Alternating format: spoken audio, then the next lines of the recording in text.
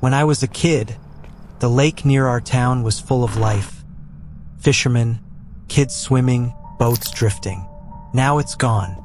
The whole lake bed dried up in the summer of 2003 after a series of unexplained earthquakes. What remained was mud, bone-colored rocks, and at the very center, a house. No one remembered a house ever being there. It stood half-sunken in the cracked earth, crooked, covered in black moss. Locals said it had no foundation, that it just appeared, sealed shut, until now. Last week, I went back to the lake with my cousin Jeremy. We found something metal sticking out of the ground near the house. An old, rusted key tied to a cloth ribbon. The cloth was damp, but it hadn't rained in weeks. When I held the key, I heard a sound. A piano chord, distant, wrong, like something you'd hear from underwater. Jeremy said he didn't hear it. That night, I dreamed of the house again. This time, the door was open. We returned the next morning. The front door had always been fused shut, but when I touched it with the key, it opened silently. Inside, dry, dustless air. Wooden floorboards in perfect condition. The house looked brand new from the inside, untouched by time. But there were no windows, no sound, and every hallway turned in on itself, like the house had more space inside than outside. We found a staircase leading downward, and just before we stepped onto it, we heard it, footsteps, from the floor below. The basement was deeper than it should have been, 5, maybe 6 stories down. Each level colder, quieter. The walls were lined with portraits, dozens of them, all painted in the same style. Dark oil, heavy shadow, gray skin. Each face looked subtly wrong. Eyes too wide, mouths closed too tightly. But one thing connected them all. They were all looking at us, no matter where we stood.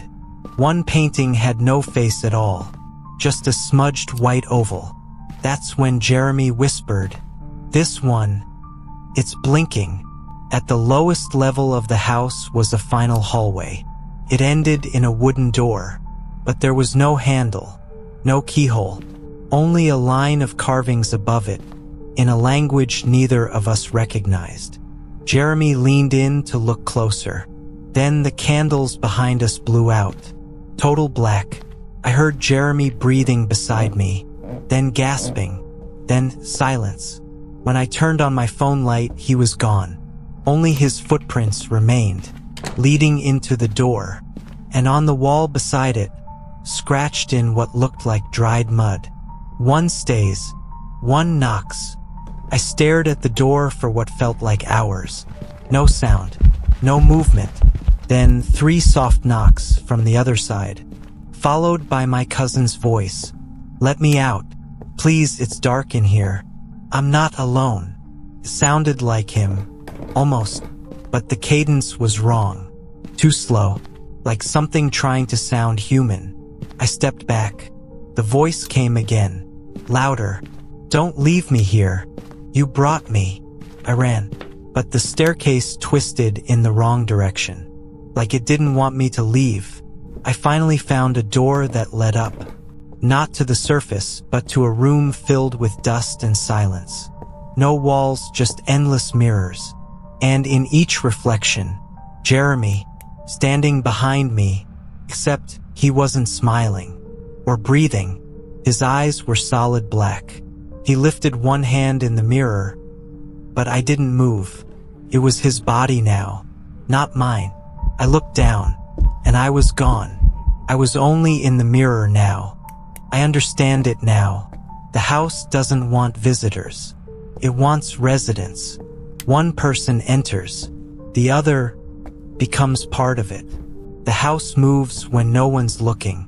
It rearranges, reshapes, swallows. And it doesn't matter who you are. It makes you into someone else. Jeremy knocked, and I answered. Now I'm here, writing this in a notebook that wasn't mine, at a desk that grows out of the wall. If you find this, do not open the door with no handle. Do not knock. Do not answer, because once the house remembers your name, you don't get to leave.